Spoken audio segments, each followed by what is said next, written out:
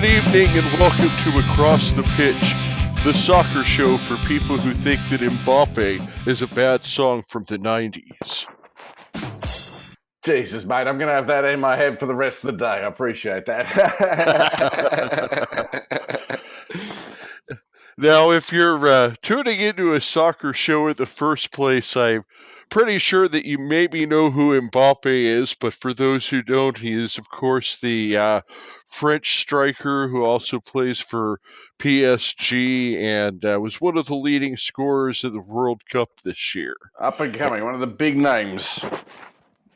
Absolutely, he definitely has a few Ballon d'Ors in his future, I believe. Well, I would believe so as well. Good use of the term, by the way, Phil.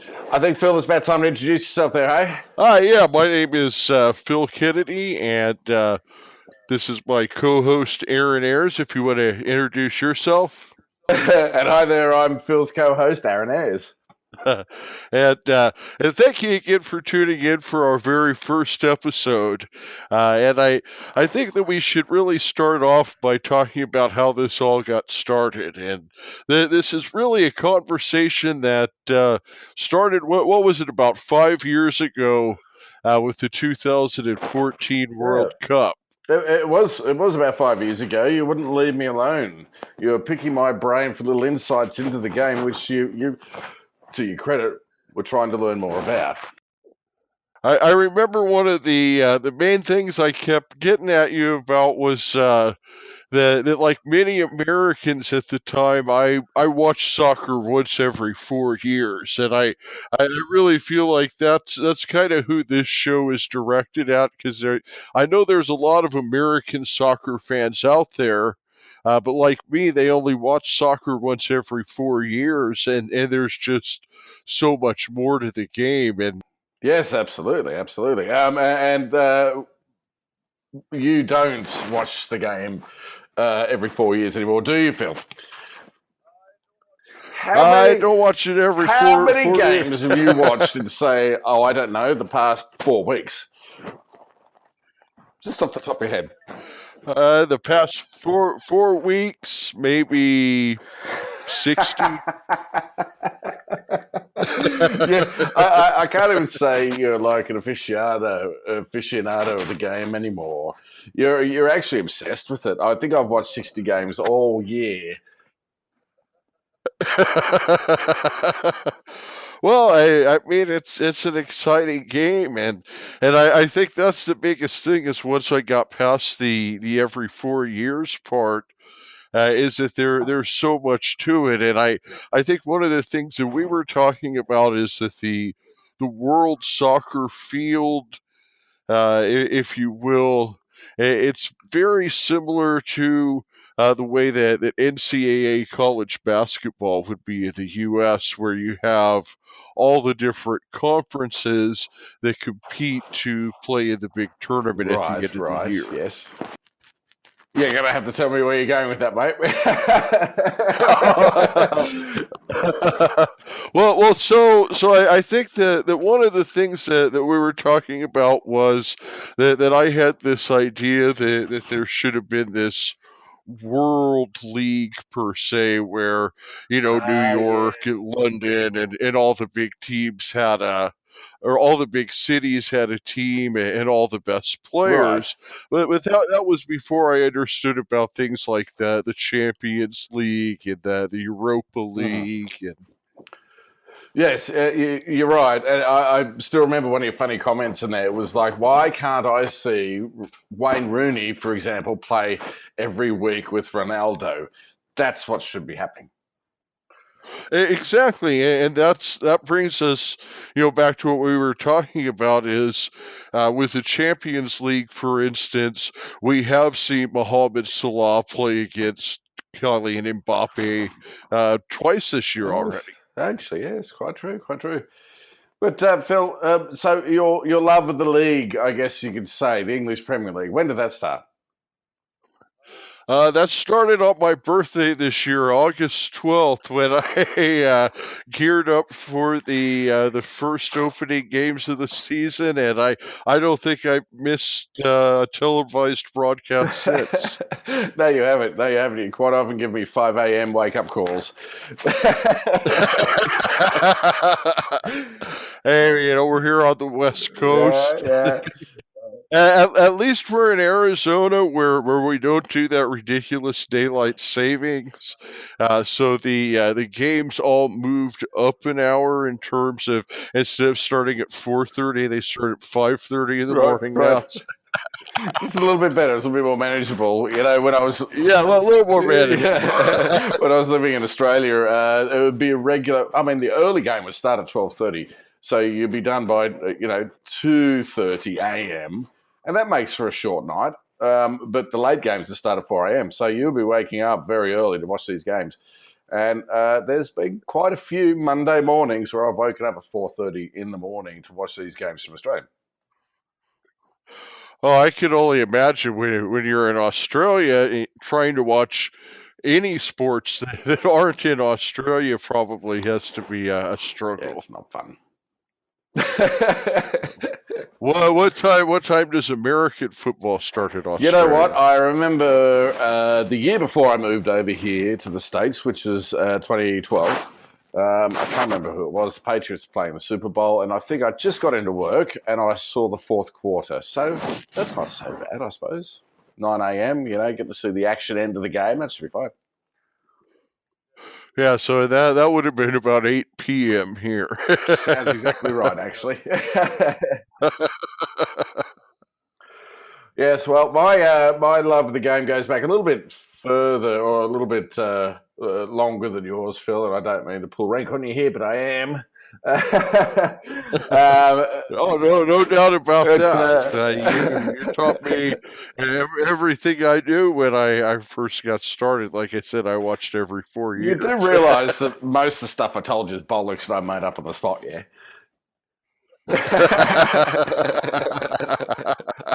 My love of football goes back to when I was I was a football player. I was a soccer player, and I think, Phil, you need to have a few words about the terms football and soccer before I launch into my monologue here. Yeah, absolutely. And in terms of football and soccer, it all gets very confusing, especially if you're talking to someone from England, for instance. And if you were trying to converse about American football versus soccer, people from England are going to call it football, where American people are obviously going to call American people football. And it turns into a big confusion. And the term soccer is actually derived from the word association, which the proper name of soccer is association Right, football. yes. And people started using soccer as a shortened form of the word association.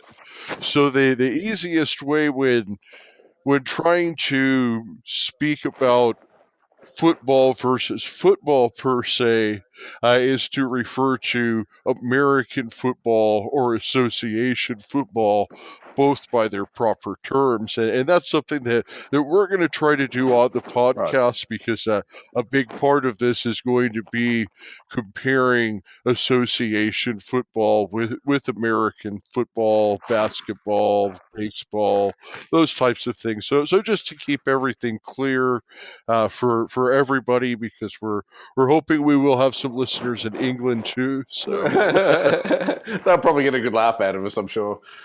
oh Here's an yeah. American and an Australian talking to us about our game. Right. Yes, okay. This will be a good laugh. But you have spent some time in I England. did, yes, yes. So I played football when I was a kid. I was a terrible, terrible back, usually a right back, soccer player from the age of under 5. And I think I lasted somewhere, I don't know how I kept getting on these teams. I guess we're sort of scratching players. Lasted until I was like the under 11s. So I guess I would have been 10 years of age before they booted me off that team. And I was awful. I was absolutely awful. Basically, I saw my job as the ball would come towards me, and I would kick it as far away as possible, and that's all I did. But I guess you can say I rekindled my love of the game, the beautiful game, as they call it, when I moved to London in 2002, 2003. And I spent a lot of time in the Highbury area, and you'll get to know that term, American listeners, the Highbury area of London, which is sort of northeast London.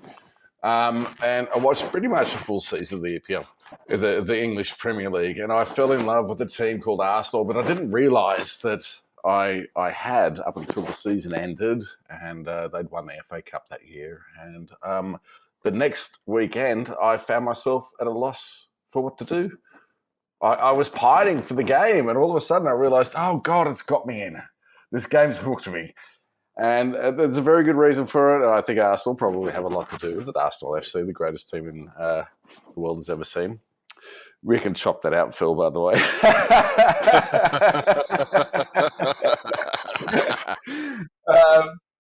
And ever since then, I have been an avid fan, not just of Arsenal, but of the English Premier League, and also of the narrative, the ins and outs, the good guys and the bad guys. This just doesn't happen every season. It happens across seasons, and it's fascinating. It is what happens on the pitch, but also what happens around the pitch and what happens in the stands as well. The fans. I've been to many a game in England, and just enjoyed the camaraderie of the fans there. I thoroughly enjoy the game, and that's where my love of the game comes from. That's really a great way of summing up what I was actually going to get at next was, as I talked about watching every 4 years, I would say that the first time I diligently watched a World Cup was in 2006. I remember it was the first time that I thought, hey, the U.S. has kind of a decent team. I was a fan of Landon Donovan at the time. Right. And Not a bad player. then I got into start. Yeah, he was not a bad player at all. And they, I want to say they got out of the group stage and then lost. But in the terms of following them, I started watching some of the other games, and I really. I got into France that year and became a fan of Zinedine Zidane and the infamous Thierry Zidane. Henry, and of course Zidane retired right after that. But then I ended up following Henry to Arsenal, which is how I became an Arsenal follower. Right. And but I mean I didn't really follow it per se. In other words, I'd look and say, oh, hey, Arsenal's doing well, or, if a game was on TV, I might watch it. But I didn't avidly watch the Premier League. Like I said, I watch every 4 years, or maybe a CONCACAF qualifier or a random friendly that was on TV. Right. But, I mean... that was the thing, though, is whenever I would run into somebody that was a soccer fan, somebody that, followed the sport on a regular basis, they'd always tell me, you got to watch the English League. And I'd be like, I don't want to wake up at 5 in the morning. And everybody, it would be the same message time and again. You've got to watch the English League. And I think what you just said, it really, it just sums it up. There's so much to it. A guy like Jose Mourinho. My life is better because I know who Jose Mourinho. For better or for worse. I tell you what, you've never seen a post-match interview with a coach or a manager like you have with Jose Mourinho. It's always worth a watch every weekend. It really is. The closest guy I could say in the U.S. would be Bill Belichick. Yeah. Or back in the day, Steve Spurrier when he was at Florida and winning national championships. He was a lot like Marino, but the thing is, Marino, he's just he's intense. Like you imagine the guy eats raw turnips for dinner, man. I he's mean, he's tits or he's the tits. what's that? Is that what you said? You just said, is he tits or is he the tits? Because that I makes a said he's difference. intense. Oh, he's intense. Oh, I thought you were talking Yeah, about tits there I for a said moment. he's intense. I said I think the guy eats raw turnips for dinner. Yeah, I mean he's just an entertaining. All the coaches, Jurgen Klopp, he's an entertaining guy. He's a nutcase, but he's a lovable nutcase. They call him the madman of the EPL. And don't they also they call him the normal one too, though, don't they? Well, you got the special one, which is Right, Jose right. Mourinho. Then you got the normal one, which I don't know, peas in a pod, I'd say. Pep Guardiola seems pretty even keel. See, now he would be the normal one, but I don't know. He is an exceptional coach. So I guess for those of you who don't know who we're talking about out there, Jurgen Klopp is the Liverpool manager, and Pep Guardiola, formerly of Barcelona, manager of Manchester City, who could possibly be, and it pains me to say it, but you know, I'm even keeled about this. Credit where credit's due. He is possibly the best manager on earth of the best team on earth. I'd have a hard time disagreeing with that, but then again, it comes back to a little bit of what I was talking about. Is I think Man City is hyper focused on winning the Premier League. I would like to see what would happen if Man City put the focus on the Champions League. I mean, we watched that game. They lost to Lyon because they didn't even play Aguero. But with the way that the current system works now, what you end up having is the Champions League. Right. And then what you basically have is like I was talking about, is in American sports, the closest example is college basketball. And then Right. you've got these major conferences like the ACC and Mm-hmm. the Pac-12 and the Big Ten and the SEC and the Big East. Right. That are your major conferences. And most of the top teams come from these conferences. And this would be like your English league. This would be like your Spanish league, which is La Correct. Liga. Mm-hmm. The German league, which is Bundesliga. Mm-hmm. Serie A, which is the Italian league. And then you And have kind of your mid-major conferences. oh, mate, before you go on to that, you've forgotten about the French league. Oh God, we're going to get some people offside here. Well, here's what I was going towards the French league, Okay. where Okay. what I was going to say, to me, I feel like the EPL, La Liga, Bundesliga, and Serie A, Yes. those are the four top tier leagues. I would agree with that. I would actually agree with that statement. That would be like your SEC, your ACC, your Big East, and your Pac-12. Sure. I do feel like your Paris Saint Germain are probably your ACC going, hey, we've got a hand in this too, go. So in college basketball, you have your big conferences that most of the champions come from. Sure, sure. Then you have your mid-major conferences. Your mid-major conferences are still good. They're not as good as the top conferences, though.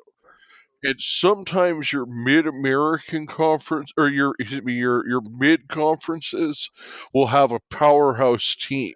Like for instance, in the West Coast, you have the Western Athletic Conference, which is a mid-range conference, but then you have Gonzaga, where every year Gonzaga is a top team. And I would consider the French league to be more like the Western Athletic Conference, where you have Paris Saint Germain every year. Yeah, they're going to be contending. They're going to be spending the money. As standouts, right? But then Yes. there's not another team that challenges on a regular basis. I mean, you might have a Lyon that once in a while steps up and has a good season, but that's really that. Monaco are usually in there with a bit of a, a bit of a. You're right, Monaco are nowhere this year. I just had to look that up while we were talking. Monaco, the great Arsene Wenger once coached once upon a time. Yeah, I mean PSG, they're spending $800 million. There's nobody in the French league that's spending near that much. No, we're close to it. And then you have, in college basketball, you have your lower level conferences like the Ivy League and the Patriot League. The Ivy League is like your Harvards and your Princetons, and the Patriot League is like your Armies and your Navies. Some of these schools, in fact, I don't believe any of the Ivy League schools, for instance, give any scholarships for athletics. So now these teams, they still place somebody in the NCAA tournament. Yes, they're usually a bottom seed getting wiped out by the big team, but they play their whole entire season to try to be the best in that league and make the tournament. So in college basketball, if you were to form a super league and take like North Carolina and Duke and Michigan and make them their own league, then these smaller teams wouldn't have the opportunity of playing against the big teams in the main tournament. Where the Champions League, you'll have these smaller countries, like you'll have the Ukraine League or the Georgia League, and those teams still have a chance to qualify for the Champions League. Correct. I do think you're being a little bit harsh about a couple of nations there involved. So I think the French, they have some good teams. PSG, Paris Saint-Germain, they're not bad. Do you know what I mean? They're actually, I'm going to go as far to say as they're pretty damn good. I mean, they've got Neymar and Mbappe. They've got a couple of big names, but some of the biggest names and upcoming names in the world. I mean, yes, they did fail last year. They won a league, but they didn't win the Champions League. In fact, they kind of went a little bit down. I don't think they have the depth of a team like Liverpool. Good call. Can't argue with that, actually. You're right. They've gone and spent a lot of cash on some big players, and I am going to step in and say you are missing the Dutch league, the Eredivisie. There's a couple of big teams in there which used to be big. They used to push Arsenal year in, year out. PSV Eindhoven as opposed to PSG. This is PSV. And there's Ajax. I believe that PSV Eindhoven is in the Spurs group. And I believe I watched them, and they've given the Spurs a hard time, but they didn't win the game. Spurs, by the way, is Arsenal's arch rival in North London. They're the other North London team, and they're called Tottenham Hotspur. They're probably the only team, right, Phil, that has a regular nickname. Yeah, that's one of the main differences between American sports and European soccer as a whole, really not just the English league, but you don't see very many teams going on by their nicknames. In fact, all of the teams have nicknames, but very rarely do they seem to be used. For instance, Arsenal has a fixture against Bournemouth this Sunday at 6:30 a.m. The Cherries. Yes. How many people know that Bournemouth is the Cherries? It's probably those three guys in the commentary box, I'm saying.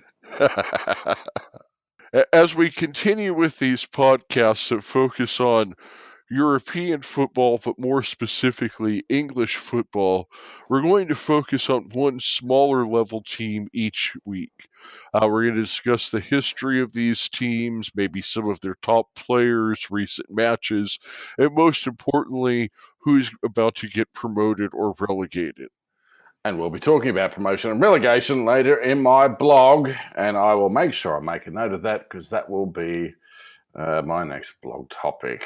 Promotion and relegation, basically, to sum it up, means that every year a few teams get knocked down a tier and a few teams get moved up a tier. Aaron's blog will go into more detail on that, and we'll go into more detail on promotion and relegation teams in future episodes. So, here's what's happening in the world of European football. So, going back to your thing, Phil, which is like, why can't you see all the top players playing each other week in, week out? Why not? Why can't you see the Ronaldos and the Messis of the world against your Harry Kanes, if you will? Even as much as I dislike the character and the team he plays for, and I don't know, maybe you want to play them against Mbappe. Okay, he's our player of the blog this week. Why can't this is? I think Phil's question originally was like, why can't you see them week in, week out? And what I think that we should probably talk about is that there's a German website called Football Leaks, or I believe it's called Der Spiegel, that has recently leaked some information. Der Spiegel. Aaron, tell people about what's been going on in Football Leaks, the articles that have led to something similar to what was my original suggestion, to have a World League where all the greatest players played in. Okay, all right. So here's the thing. It was leaked by a German paper called Der Spiegel that it has been spoken about for quite some time, whereby the top clubs in Europe, and just to name a couple of them, just for our listeners out there, for their understanding, you may have heard of teams like Barcelona, Real Madrid, Bayern Munich, of course, Arsenal, the two Manchesters, Manchester United, Manchester City. Chelsea probably gets a look in there. There's probably going to be a couple of Italian clubs too, if I'm not mistaken. There will be Juventus, AC Milan.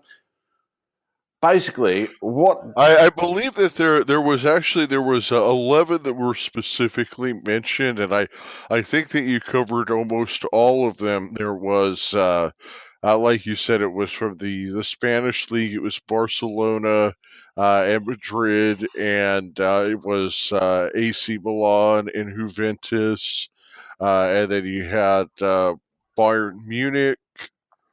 PSG, I believe, was one that you didn't name that was in there. Okay.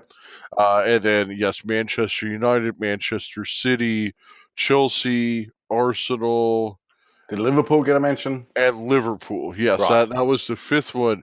And specifically... and now here's the thing. And this is what gets me... cheesed off. All right, you got it. This is what gets me cheesed off about this. So not only is it very English, Anglo-centric, if you will, there's 5 teams from England playing 2 teams from Italy and a couple of teams from Germany, perhaps, and certainly a couple of teams from Spain, which is kind of limiting at best. Yes, they are probably the richest clubs in the world and probably richest clubs in sport. Phil, I'm just going to jump in here and say I can't think of many American teams that are going to be richer than your Manchester United, the Bayern Munich. In American MLS, the league owns all the teams, so no. Right. So here's my rant about this. It's fun for these guys to get together, play 6 months a year in the Champions League, wallop the hell out of each other and really enjoy it. But you're not going to go and see these guys week in, week out, because... here's the thing. The fans are going to hate it, and the fans own the game. They still own the game over there in Europe, especially in Germany, especially in Italy, to a lesser degree in England. But what's going to happen is that the fans are going to miss out on this.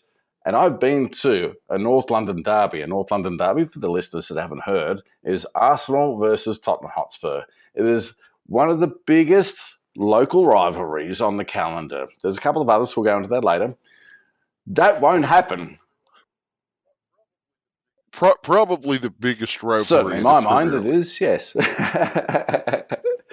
But that's not going to happen, and the fans won't stand for that, because as much as we hate our neighbours, Arsenal and Tottenham, a mere 8 miles away as the crow flies, as much as we hate them, we love to beat them, and that will never happen again. The fans won't stand for it. And it brings me back to what you're saying is that it would be like if there was a World Baseball League and the Yankees joined the World Baseball League, but the Red Sox stayed back and the Red Sox and the Yankees never played again.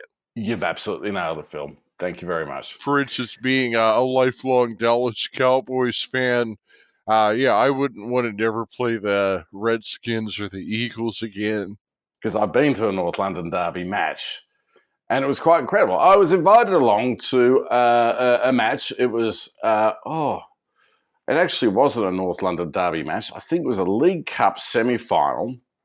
Arsenal were down first leg, 2-0, but the home match, the second leg, was played at home at Emirates Stadium, and I was invited along to this. Of course, Arsenal won, because that's what I'm talking about. But I was invited along by a businessman who worked next door. He found out I was an Arsenal fan. He was like, "I've got a spare ticket tonight. Would you like to come along?" And of course I said yes.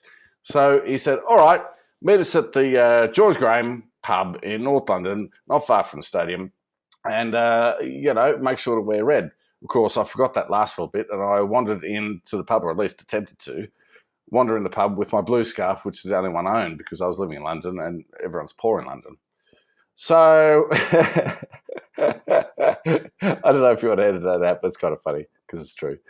So anyway, walk into this members-only pub. It was only members only, right? So these guys are rich businessmen. They can afford several $1,000s a year. I'm talking tens of thousands of pounds. So we're talking maybe around about $20,000 a year to buy season tickets at the Arsenal home ground to watch Tottenham, right, at the Emirates Stadium, as opposed to the other Emirates Stadium in Manchester. But we won't talk about that one tonight.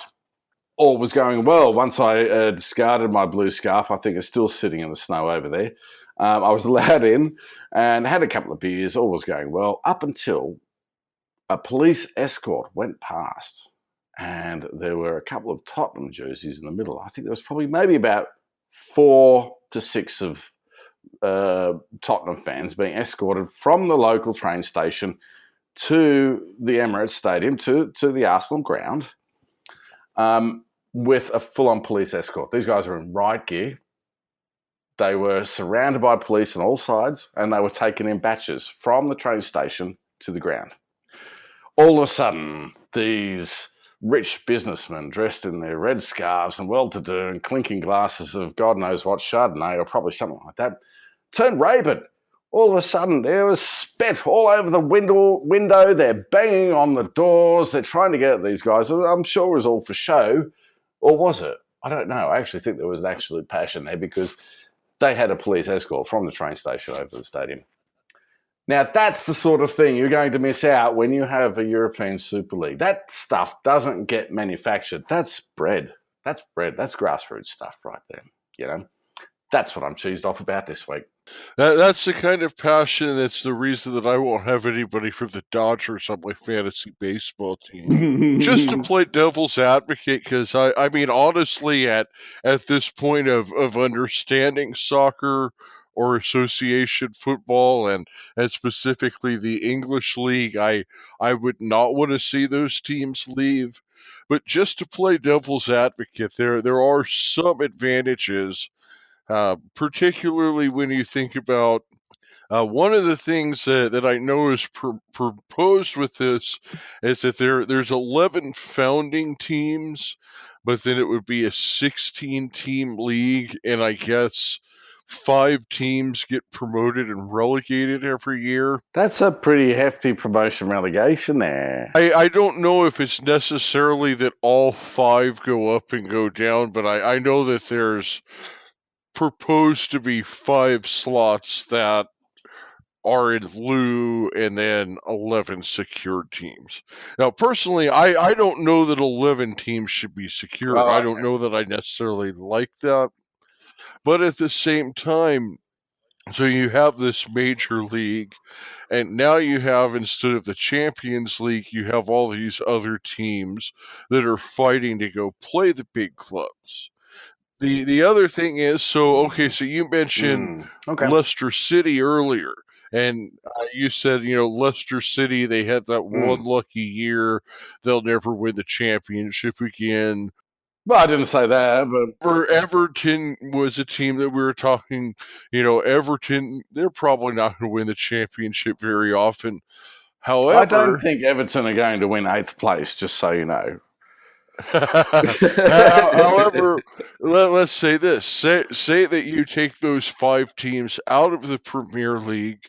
Now you're suddenly giving the Evertons and the Leicester Cities and the Watfords and the Bournemouths of the world a chance to actually win the Premier League. And then they get promoted for that year and get to play the big teams. On paper, I can understand why that would be that. Okay, so that is a grab. That is a grab. But so I've got nothing more to add to that, other than I think that's just a money making scheme. It's there to make people like Stan Kroenke richer, and the rest of the team and the fans suffer as a result. I mean, this. I think what the American listeners need to understand is that it's very unusual for a team to be relocated from one market to another. Very unusual. I've heard of it once, I think, when Wimbledon FC moved from Wimbledon, which is in southwest London. They had players like Vinnie Jones, who you might know from Lock, Stock and Two Smoking Barrels. He's that hard nut, gun-toting character that, he's the type of guy that you don't want to meet in the boroughs. Do you know what I mean? He was like that on the football pitch. That's exactly who he was. They were, I can't say they're a great team, but, they had a bit of cachet about them. They moved them. They relocated this team to a town north of London called Milton Keynes. And ever since then, I don't think anyone's ever heard of Milton Keynes. I think they're sitting in League Two right now. They're probably middling around there somewhere. But this is the point. It's not about where the money is. It's about where the fan base is. And yes, that does move about. And you know what? That Wimbledon move was probably something to do with the fan base moving about. But, you just can't transplant a team. And I think that's probably where they're going to have a lot of problems with this, and knowing that the fans aren't a part of that team anymore. And I think that's the big difference structurally with American football and with European Soccer Association football, if you want. I was just playing devil's advocate because now that I completely understand the concept of how European and especially English football works, I definitely think that things should stay the way that they are. And I mean, and that really brings us to the heart of what this show is all about, is the love of English football. I mean, obviously, you having lived there have experienced much more of it than I have. But even me as an American, having immersed myself in English football, have found that it's like I said the other day is, if there's a baseball game on, I might watch the Diamondbacks of Arizona, who are my favorite team. And mine. And yours, because we're both from Arizona, or you Well, live no, here. I'm a transplant here. I've got no other option. You live here. I'm from Arizona. I'm an Arizona Diamondbacks fan. But if there's some other team playing baseball, I usually don't watch it. I mean, I'll watch the World Series. Oh, yeah, I'll watch the playoffs. They're always interesting. Yeah, I mean, I'll catch another game every now and again, but with the thing with English soccer is there's really not a bad game, and no matter what league you're watching, and I've even gotten into some of the smaller teams. This brings me to what I'm cheesed off about this week. Sorry, God, that took us a long time to get there, didn't it? What I'm cheesed off about this week is that last weekend I paid $7 to watch one game from League One, Accrington Stanley versus Accrington Barnsley. Stanley, yes. Accrington Stanley versus Barnsley. We're going to be hearing a bit more about Accrington Stanley, aren't we, in the coming weeks? Yes, we are. But I wanted to see Accrington Stanley play to the point that I paid $7, woke up at 8 in the morning and watched the game live. Only to go back and watch the replay and be told that if I wanted to watch the replay, I would have to give them another $7. Now, I am the kind of guy where I am more than happy to pay ESPN $5 a month for their Plus plan that gives me a whole bunch of soccer games and replays. More than happy to give Bleacher Report $10 a month for the Champions League and the Europa League and all the replays. I don't even mind paying $7 to watch one fucking game. But at least you gotta give me a goddamn replay. They need all the cash they can get. I mean, they moved into their Bing, Wallop, Zip. What's the name of their bloody stadium? The Wham Stadium. Wham Stadium. Thank you. I thought I was in a Batman episode there for a moment. Wham Stadium. You know, they've got to pay for those upgrades. It's only like a 4,000 seater stadium. No, it's not even. I think it's like 2,000 plus a couple on the side there. So maybe you can jam in 5,000. But they need all the cash they can get, mate. Well, I'm still cheesed off. I'm not being devil's advocate. I'm just being a bastard. Oh, no. It's you know, it is what it is. But all I'm saying, League One, is I will pay $7 a game. I just want to be able to watch it 2 or 3 times for $7. I think that sounds reasonable. Let's have a chat to Accrington Stanley. Maybe we could email them or something. What do you think? I actually already did. Oh, you did? Oh. Do they know that they've got the backup? Like they've annoyed 2 of the most highly influential podcasters going around?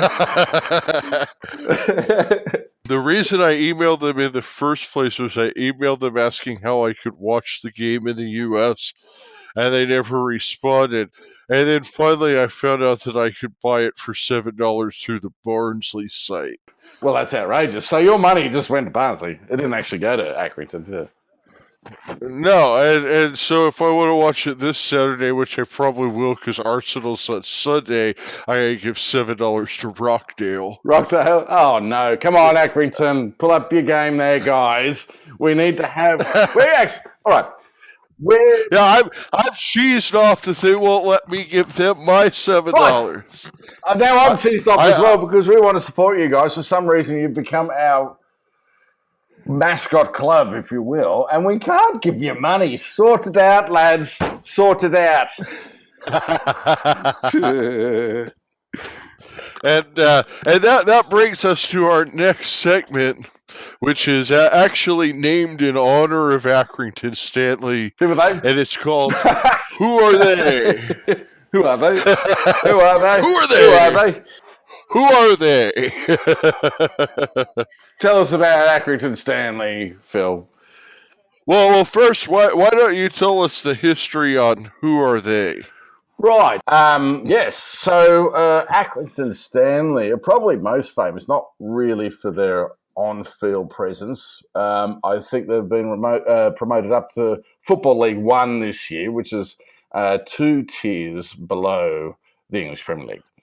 And that was a bit of a shock. They've done it right. But the reason why they're famous is because Ian Rush, back in the 80s, I don't even think he was in the commercial, but there was 2 lads, football-playing lads, and one of them said to the other, I'm paraphrasing here, it was like, do you want some milk? Milk? No. And one of the guys to the other one said, well, if you're not going to have your milk, you'll end up playing for a team like Accrington Stanley. To which the other boy said, who are they? And of course, that was the whole thing, because I don't think Accrington Stanley were too happy about it at the time, Phil. Am I right about this? At the time, they were actually a non-league team, and by non-league team, the definition of that means they're not part of the four major leagues, which would be Premier League, EFL Championship, League One, and League Two. They were in one of the lower leagues, and in fact, this year with their promotion to League One is the highest that they've ever Is that ranked right? in the system. Yes, the highest they've ever ranked in it. In fact, as recently as 2006, the team was almost disbanded, was saved. Eventually, ended up getting the Wham sponsorship. Wham is not only their stadium but also their shirt sponsor, and they are actually a like a Target type store, or Are almost they? like a cheap Amazon type thing in England is what Wham Who is. knows? Maybe Wham and Accrington might actually, become the up and up. Maybe they'll be in the Premier League, and Wham will be the next Amazon. Hey, you never know. They're after being promoted, and unfortunately after losing 2-0 to Barnsley, Barnsley. after losing two after losing 2-0 to Barnsley on Saturday, they still stand 10th in the championship, or excuse me, they still stand 10th in League One, which is a little bit about halfway above the table. There's 24 teams in that league. I believe that their goal differential on the season is even, which for a first year team in that league is not bad at Impressive, all. yeah. They look like a very well coached team. Fun fact about Accrington Stanley: you mentioned they're in 10th place, but we'll be talking more about promotion and relegation, so don't quite worry if you're not quite following along with that. But they're in, let's just say, a playoff place. So between 10th and 6th place being a playoff position, they actually have zero difference in points. And this is a remarkable thing, because if you go and have a look at our tables on acrossthepitch.com/blog, if you have a look at that entry, you'll understand what that means. They're actually on equal points with the team that is in 6th place, which is a playoff position. We understand that in America. And the whole difference is goal difference. So you mentioned that they've had as many goals scored for them as they have scored against them. But that's the only thing that's holding them back from that playoff position. So for Stanley Accrington to be in that position, that's pretty damn good. I would say so. I mean, they look like a well coached team. They definitely have some talent. They have a couple of good strikers, Sean McConville and Billy Key, and they have Zonzala. Also, I believe the manager, John Coleman, is doing a good job too, right? Yeah, absolutely. I mean, he really seems to have them playing a nice system, and I think that they're building a roster that could certainly challenge to make their way towards the championship, which would be only one league below the Premier League in the near future. That's pretty impressive. They may have to do some ground improvements before they get there. I would think that they have to do something like that. but we should mention that they do brew their own beer at the Wham Stadium, so that's always a plus. Get out. Can we get a can? Can we get a can? Yeah, I mean, we need them to send that to us, because from what I see, you can only get it at the stadium. What's your address, Phil? Just put it out there. I don't want to know what people listening to this show would send me. Yeah, I think we've ticked off enough people today. So who are they? I believe that was our last segment for tonight's show. So we're getting close to a wrap up. What final thoughts did you have for this week, Aaron? You know what? I think it's actually wonderful that we're able to introduce the game of football and hopefully bring it to American listeners in terms that they can understand. And for me, that's really exciting. I'm an avid fan of the game. I can get carried away with the game, but I also understand that there's so much nomenclature behind it. You know, there's so much just nonsense. I'll be honest with you. Like, who cares about the chance? Who are the players on the field? What's the structure? What does this mean? Basically, I think that's what we're trying to bring to the audience. And hopefully we've succeeded a little bit tonight. I know we get off topic from time to time. We're bound to, but that's okay. We'll delve into that later. Where I'm coming from is, like I said at the beginning of the show, is that I was somebody who watched association football or soccer once every 4 years, and I really had a love for the game, but it was a lack of understanding about the English league, the European leagues, and how they worked that prevented me from fully immersing myself in the sport. And what we're looking to bring to folks, and I know we've gone through a lot tonight. We've gone fast. We've Right. probably mentioned some terms without going back and explaining what we meant, and hopefully we'll pick all of those up in future episodes. But like Aaron said, this is about the nomenclature, oddities, and idioms of soccer. It's about helping folks to understand how the game functions in such a different way than what everybody's used to. I mean, you're talking about a sport where the clock counts up in a world where everybody's used to the clock counting down. That actually just blew my mind, Phil. That blew my mind. I didn't actually realize that. It does. Yeah, right. That's probably something we need to write about as well, because that is kind of funny, isn't it? The clock counts up rather than down. Yeah, and in fact, when the MLS first started off, their clock counted down, and then they changed it to count up after a few years. When the MLS first came out, it really tried to Americanize soccer. And as time has gone on, the MLS has gone more and more towards the European rules, proving that, something that was invented in the 1870s, they probably got it figured out by now.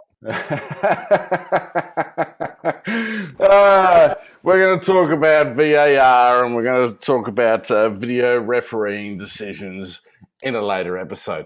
If you liked what we did tonight, I recommend you go to facebook.com/acrossthepitch and like us there. And if you want to learn more about what we spoke about tonight, go to acrossthepitch.com and look for blogs and tables, and you might even be able to buy a scarf or two off of us. If you wouldn't mind, that'd be great, because we do this for free and we love what we do.